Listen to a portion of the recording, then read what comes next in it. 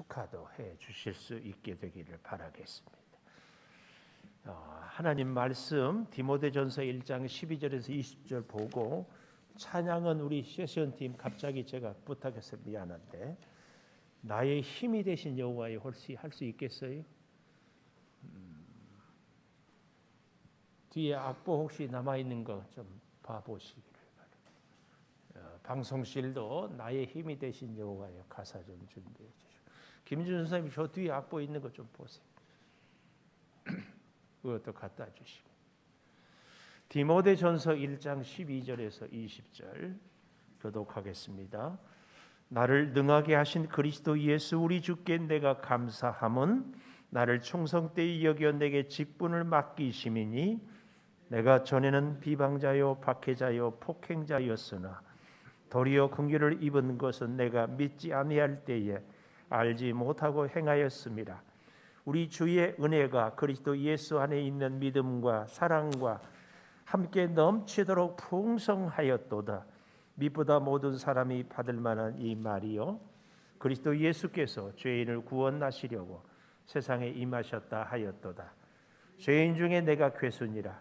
그러나 내가 긍휼을 입은 까닭은 예수 그리스도께서 내게 먼저 일체 오래 참으심을 보이사 후에 주를 믿어 영생 얻는 자들에게 본이 되게 하려 하심이라. 영원하신 왕 곧 썩지 아니하고 보이지 아니하고 홀로 하나이신 하나님께 존귀와 영광이 영원 무궁하도록 있을지어다. 아멘. 아들 디모데야 내가 네게 이 교훈으로서 명하노니 전에 너를 지도한 예언을 따라 그것으로 선한 싸움을 싸우며 믿음과 착한 양심을 가지라.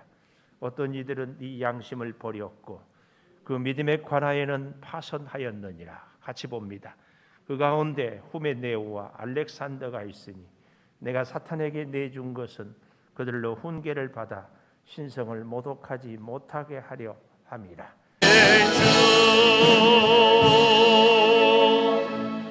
아버지 마음껏 예배할 수 없습니다. 아버지 무더위에 지칩니다. 마스크를 하지 않고는 생활할 수 없고 마음껏 만날 수도 없는 어려운 시대입니다. 사업이 힘들고 직장 생활이 어렵고 사랑하는 자녀들 가족도 편하게 만날 수 없습니다. 이 어려운 시대 나의 힘이 되신 하나님을 의지하고 사랑하며 새 힘을 얻고 승리하며 살게 하여 주시옵소서. 주여 생명의 말씀이 우리를 지키시고 이 험한 길에 주님이 등불이 되어 주셔서 가는 길 복된 길 꼭 되게 하여 주시옵소서. 사랑하는 성도들에게 새 힘을 허락하여 주시고 어렵고 힘든 상황 속에서 주의 돌보심이 늘 흐르게 하여 주시옵소서. 이제 말씀을 듣겠습니다. 하나님 생명의 말씀이 우리 가운데 늘 임하게 하여 주시옵소서. 예수님 이름으로 기도 올리옵나이다. 아멘. 하나님 감사합니다. 감사합니다. 자리에 앉으시기를 바라겠습니다. 등록 카드를 늦게 받았어요. 우리 김희연 권사님 환영을 한번 하면 좋겠는데 미안해요. 자리에 일어나시고 선물 전해주시고 환영합니다. 참 어려운 시대에 같이 신앙생활할 수 있어서 감사합니다. 직업이 이야기 할머니, 이야기를 얼마나 잘해주는 감사해요. 우리 아동부나 유아유치부 앞으로 이렇게 해주시기를 바라겠습니다.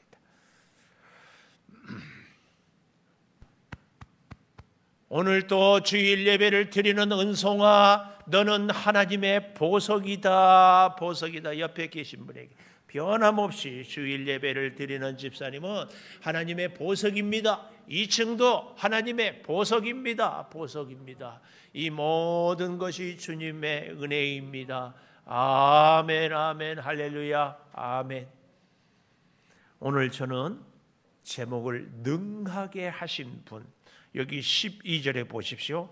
나를 능하게 하신 그리스도 예수 우리 주께 내게 감사한다.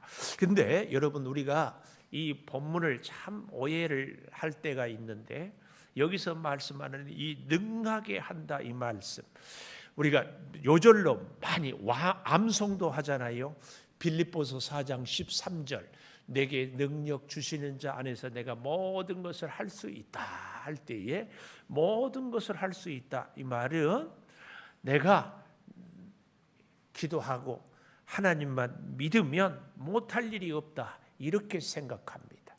엑스프로 74 빌리그리암 목사님을 모시고 여의도 광장에서 우리 한국교회가 100만 명이 모여서 기도하고 했잖아요. 그때 캐치프레이즈가 I can do 나는 할 수 있다 그렇게 막 하고 했습니다. 그래서 믿음이 좋은 사람은 기도하면 못할 일이 없다 이렇게 하고 막 하는데 여러분 이 빌립보서 4장 13절이나 오늘 나를 능하게 하신다 할 때 이 능력은 뭐 내가 할 수 없는 일을 하고 내가 이룰 수 없는 것을 이루고 그런 의미가 아니다. 빌립보서는 바울이 감옥에 갇혀 있어 빌립보 교인들에게 쓴 편지잖아요. 근데 바울이 내게 능력 주시는 자 안에서 할 때에 13절인데 그 앞에 11절부터 보면은요. 나는 어떠한 형편에도 자족하기를 배웠다. 이렇게 말씀합니다. 그러면서 모든 배고픔과 배부름, 풍부와 궁핍의 일체의 비결을 배웠다. 그래서 이 능력 주시는 자 안에서 이 말은 문맥상에 보면 내가 지금 아무리 배가 고프고 내가 지금 감옥 생활로 아무리 어려워도 하나님 주님이 나와 함께 하심으로 인하여서 나는 능히 모든 고난을 이길 수 있다. 어쩌면 이 시대를 살아가는 우리들에게 너무 필요한 말씀 같아요. 코로나 때문에 마음대로 다닐 수 없고 만날 수 없고 일할 수 없고 심지어 예배 참 이런 세상이 어디 있는가. 목사로서요 성도들이 오손도손 모여서 같이 예배하고 손잡고 격려해야 되는데 할 수 있으면 떨어져 앉으세요. 이게 말이 됩니까? 이런 시대를 지금 우리가 살아가고 있어요. 근데 우리 바울이 고백했던 것처럼 주님이 나와 함께하기에 아무리 어렵고 외롭고 힘들어도 능히 우리는 견딜 수 있는 일체의 비결 오히려 외롭고 힘들수록 더 하나님을 깊이 만나 제가요 목사인데도요 힘들고 어려울 때는 사람 만나서 얘기하고 사람들에게 위로받고 싶은 충동을 참 많이 받고 그리고 또 대화하다 보면 많이 생각도 정리가 되고 위로가 될 때가 있어요. 그런 우리들을 향하여서 우리 하나님은 진짜 하나님을 찾고 만날 수 있는 찬스 이 코로나 시대 언젠가는 끝나겠지만 그 기간 동안에 하나님을 깊이 그리고 훨씬 더 폭넓게 혼자 있을 때도 여럿 있을 때도 건강할 때에도 병들었을 때에도 힘들 때에도 평안할 때에도 어느 상황에서도 하나님을 찾을 수 있는 것 이걸 지금 얘기하고 있다 그 말씀이에요. 그래서 오늘 본문에 능하게 하신 그리스도 예수 우리 주께 내가 감사한다. 능하게 하신 분이 왜 감사한가? 그 첫째로 직분을 맡기셨기 때문에 12절에 보십시오. 나를 충성되이 여겨 직분을 맡기셨다. 우리 목사님들이 친구들을 만나보면 1년 중 언제가 제일 힘드냐? 다 이구동성으로 연말연시가 그렇게 힘들어요. 뭐 때문에 힘드냐? 송구영신 예배 있고 성탄절 예배 있고 뭐 일이 많고 이게 힘든 것이 아니라 제일 힘든 건 다 공통점 뭐예요? 교사를 교회 각 부서의 일꾼을 목자를 여러 가지 직분을 어떻게 맡길 것인가? 이것이 너무 힘들어해요. 어떤 성도들은 나는 능력이 없어서 못해요. 나는 내년에는 바빠요. 나는 사람들이 나도 힘들어요. 좀 쉬었다 할래요. 별별 이유를 다 댑니다. 그런데요, 바울은 이 직분에 대한 벅찬 감격이 있었어요. 여기 이 직분, 요즘에 참 올림픽을 제가 보면서 어제 우리나라가 축구가 세상에 멕시코한테 6대3으로 졌어요. 내가 알아봤어. 언제요?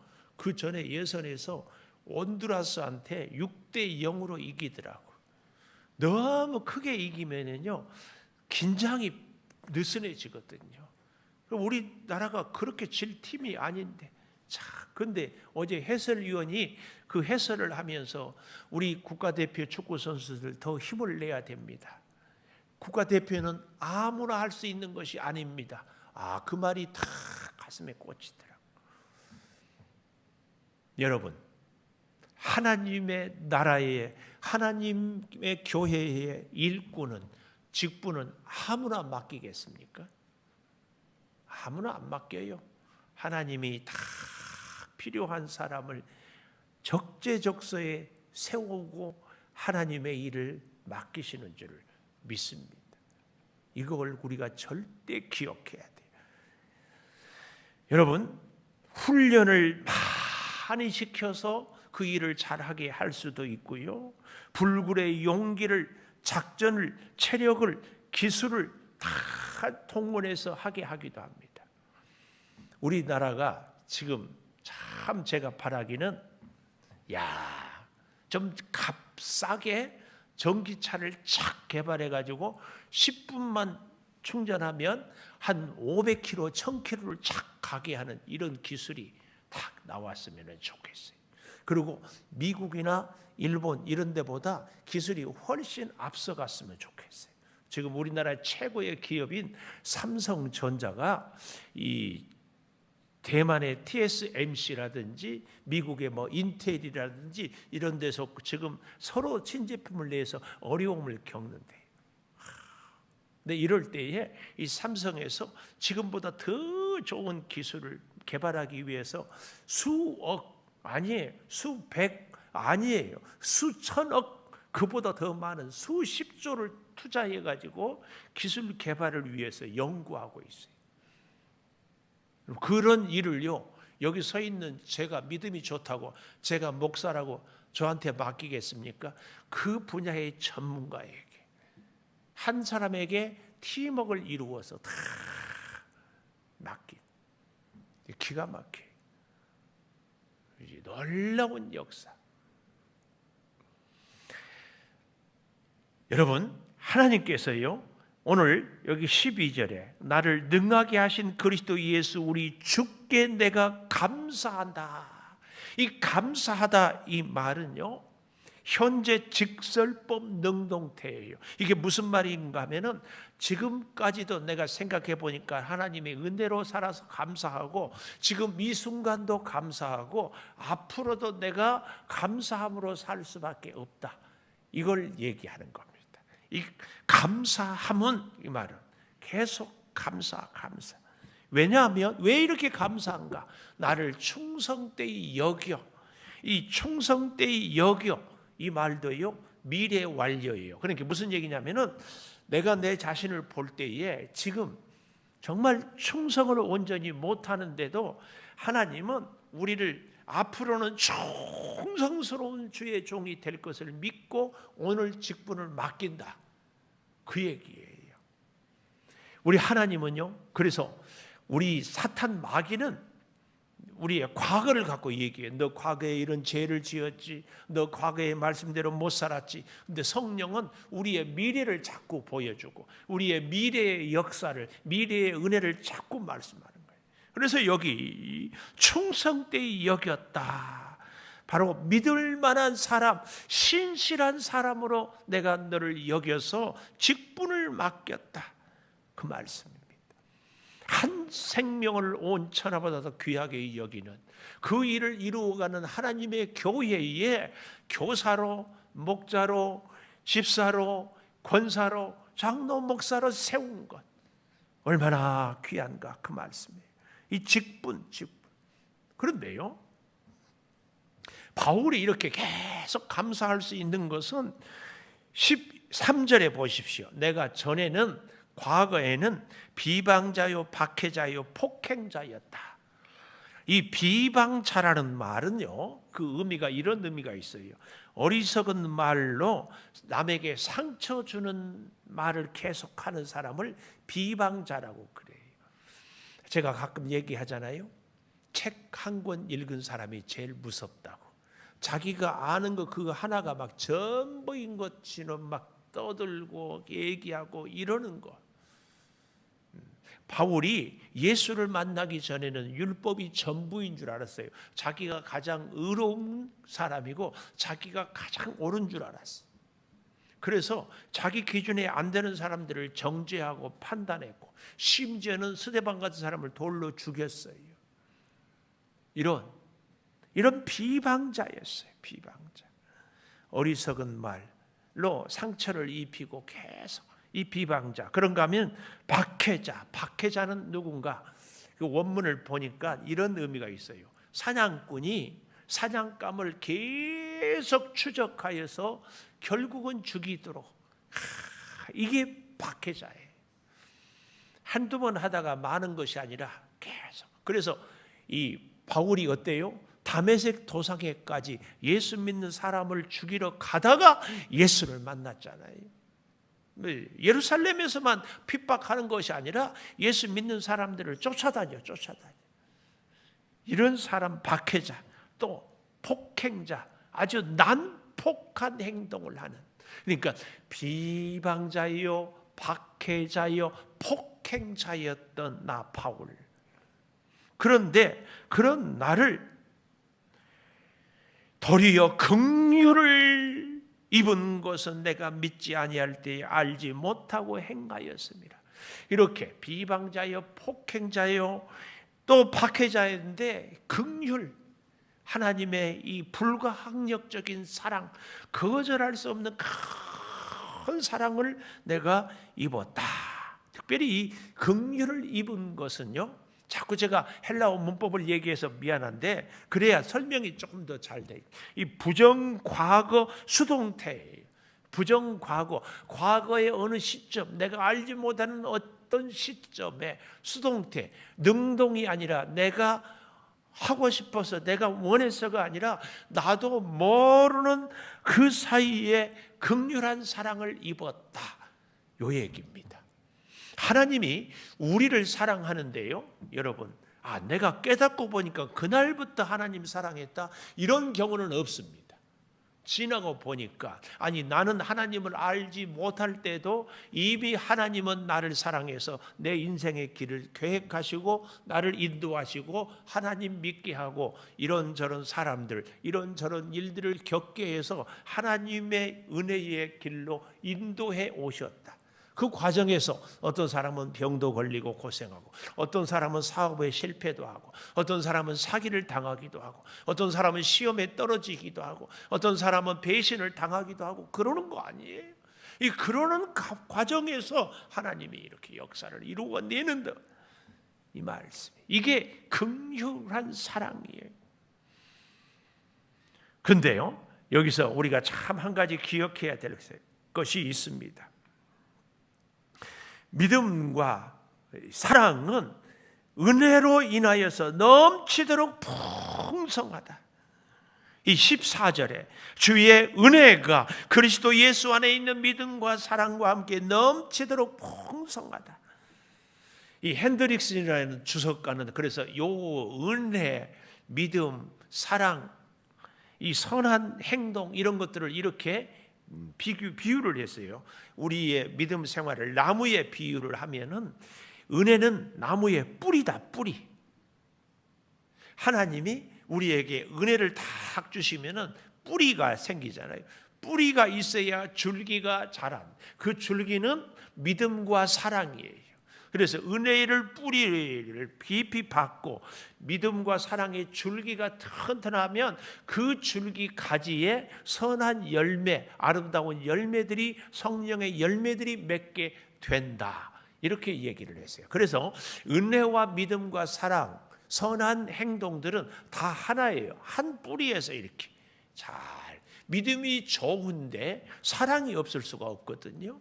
믿음과 사랑이 좋은 사람은 은혜의 뿌리가 점점 깊어져요. 점점. 그래서 은혜로 뿌리가 내려지고 믿음과 사랑의 줄기가 착 서 있으면 저절로 선한 열매는 맺게 되어 있어요. 선한 행동은 저절로 이루어지게 되어 있습니다. 그런 아름다운 일을 하도록 하나님께서 직분을 맡기셨다. 직분. 오늘 사랑하는 여러분, 직분은요 꼭 기억하십시오. 축복의 통로다. 축복. 직분을 잘 감당하면은 그 일로 인하여서 하나님이 우리와 함께 하시고 그 일로 인하여서 복을 주셔요. 아무리 하나님이 사랑을 해도 우리에게 주신 사명 직분을 감당하지 아니한다면 그 은혜로 인한 축복의 열매는 맺어질 수가 없어요. 사랑하는 여러분, 우리는 이 직분을 맡기신 주님, 제가 오늘 일부 예배 때 우리 사모가 앉아 있는데 그런 얘기를 했어요. 비유를 이제 하는데 우리 사모가 워낙 사랑스럽고 착하고 그동안 고생해서 사모님 2021년 8월 1일 오늘이잖아요. 오늘부터는 아무 일도 하지 마세요. 빨래도 하지 말고 밥도 하지 말고 살림도 하지 말고 그냥 노르세요. 좋겠어요? 안 좋겠어요?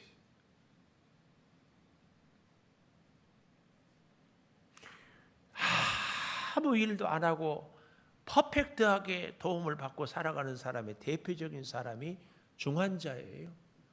중환자실에서 숨만 쉬고 있으면 다 여러분, 제가 여러분에게 축복하는 거 주님 앞에 부르심 받은 그날 아침까지 새벽 기도하다가 가자고. 요양원 가서 누워 있는 것이 무슨, 누워 있으면 밥도 떼먹여 주지, 대소변도 가려 주지, 아무 할 일 없어요. 이게 여러분 복입니까? 축구 국가대표, 프로축구 선수들이 얼마나 많아요. 그 중에 얼마나 부담스러워요. 그러나 영광스럽죠. 영광스럽죠. 이번에 올림픽 대표들 얼마나 치열해. 하나님의 나라에 하나님의 일꾼으로 우리를 착 세워줘요. 기쁘지 않아요?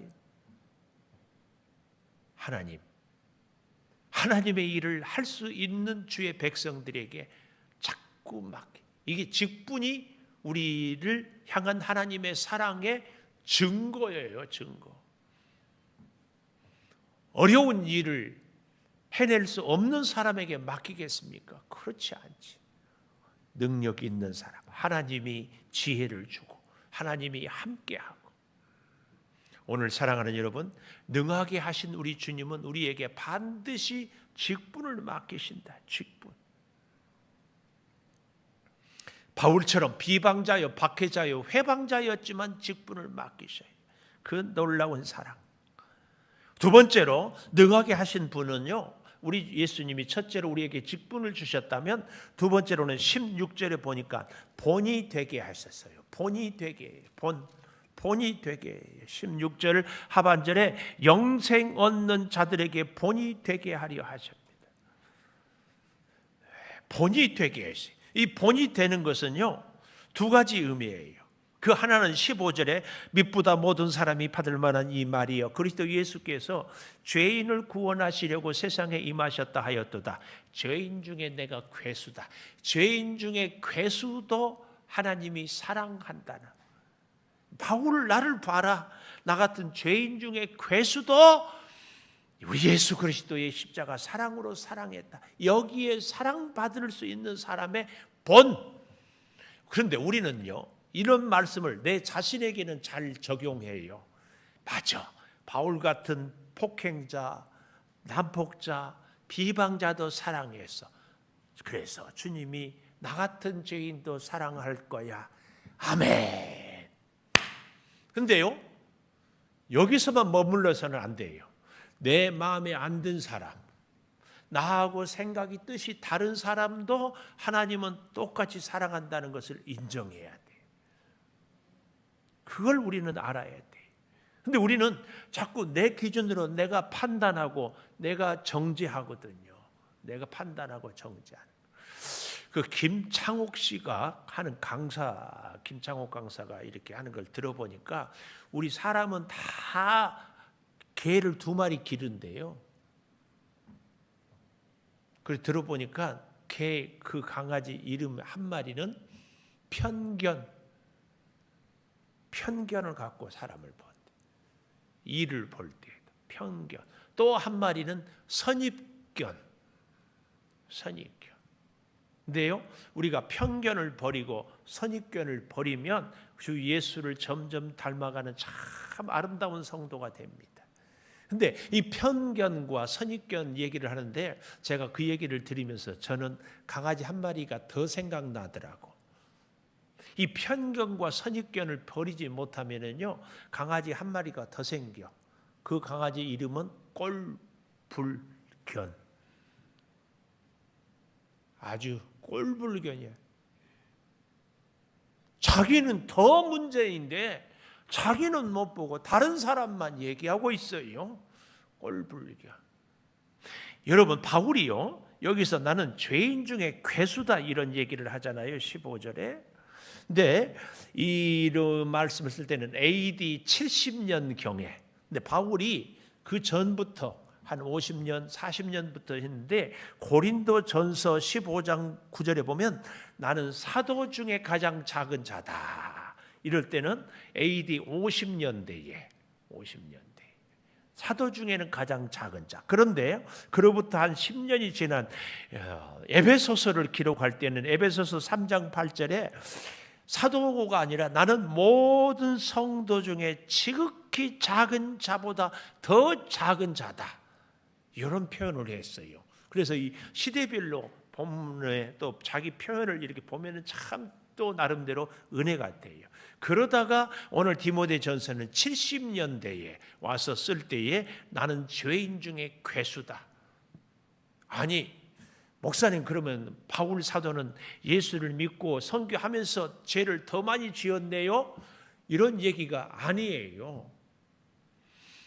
50년대에 고린도서를 쓸 때에는 사도 중에 지극히 작은 자고, 에베소서를 감옥에서 쓸 때에는 누구라고요? 모든 성도 중에 지극히 작은 자보다 더 작은 자. 사도가 아니라 성도 중에서도 더 작은 자. 그리고 이 디모데전서 인생의 말년에 쓸 때에는 나는 죄인 중에 괴수다. 가장 못된 자. 죄인의 우두머리다. 왜 이런 표현을 합니까?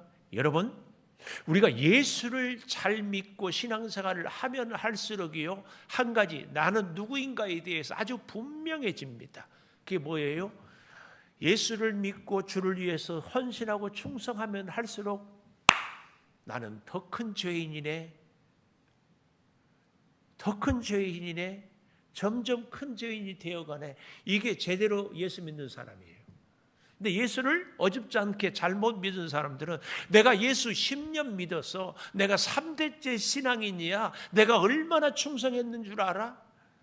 여러분, 잘 기억하십시오. 우리 창조교회 성도들 가운데 내가 목사요, 장로요, 권사, 직분을 얘기하거나 내가 이 교회 10수년 다녀서 이렇게 얘기하거나 내가 얼마나 고생했는 줄 알아? 이렇게 얘기하는 분들은 죄송하지만 믿음이 문제가 있어요.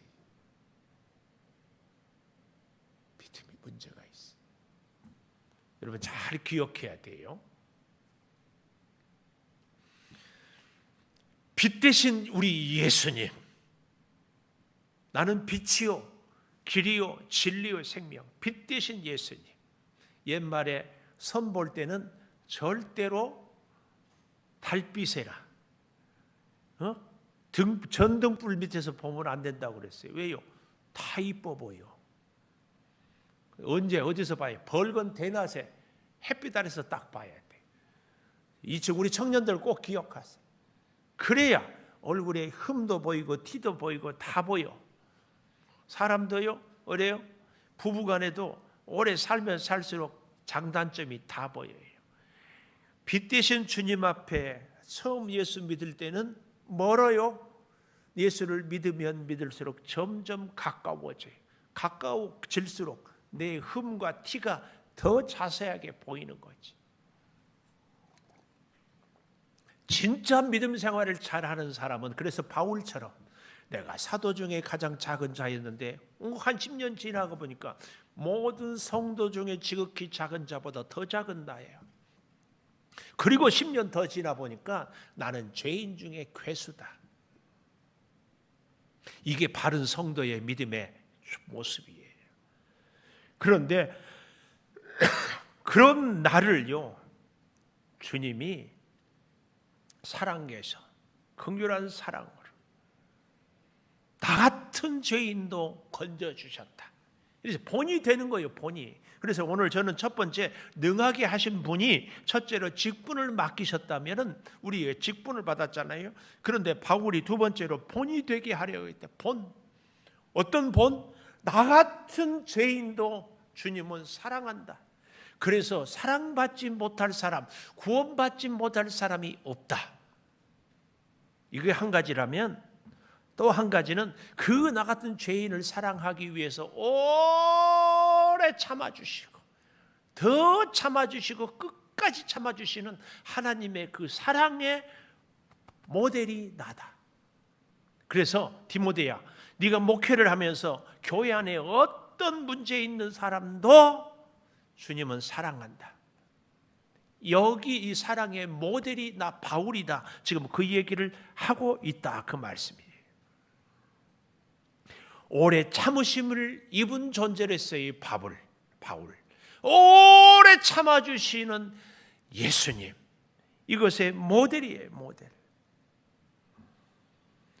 오늘 사랑하는 여러분, 우리 인생에 이 사실을 깨닫고 사는 것이 정말 중요합니다. 그래서요, 나를 향하여서도 우리는 한없이 사랑의 눈길이 필요해요.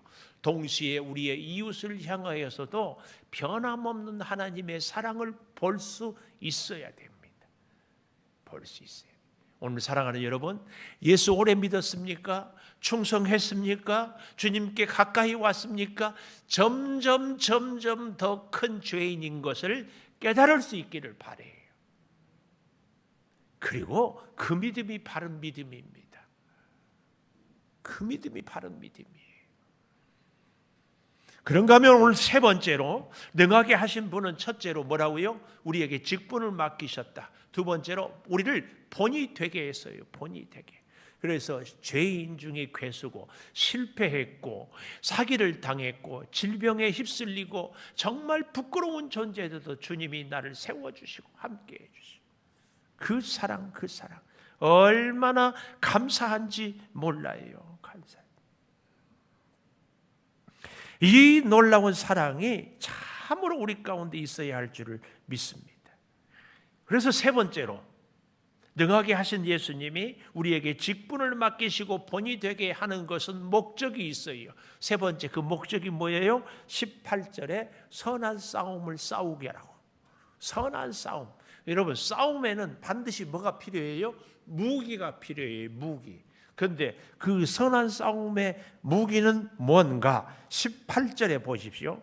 디모데야, 내가 내게 이 교훈으로서 명하노니 전에 너를 지도한 예언을 따라 그것으로 선한 싸움을 싸우며, 예언, 말씀으로 선한 싸움을 싸우는데요. 19절 믿음과 착한 양심을 가지라. 믿음과 착한 양심을 가지라. 선한 싸움의 무기는 믿음과 착한 양심이에요.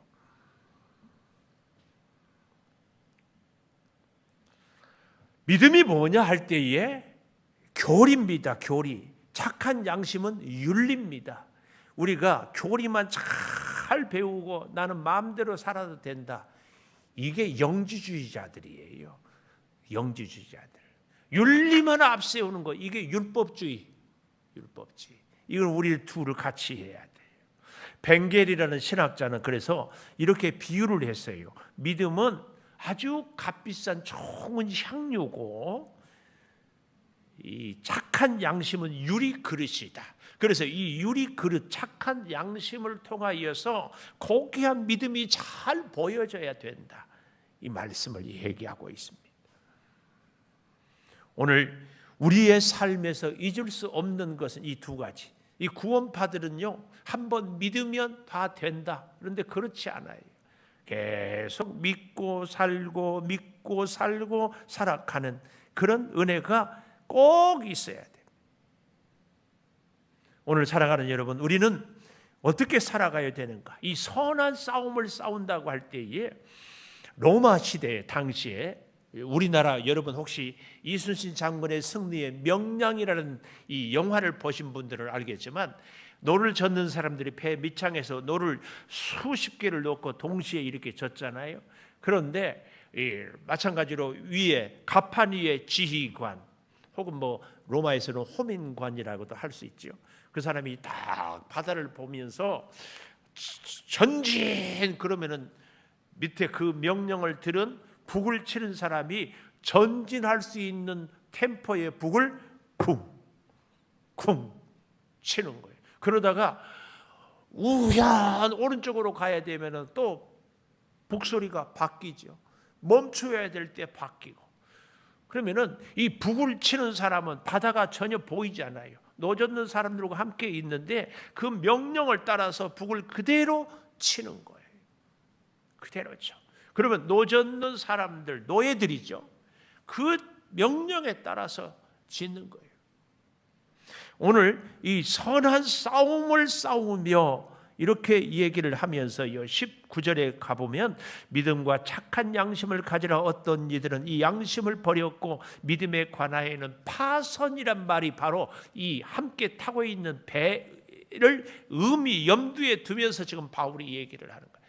배가 깨지면은요, 위에서 명령한 사람도, 북을 두드리는 사람도, 노를 젓는 사람도 다 죽어요. 다 죽어.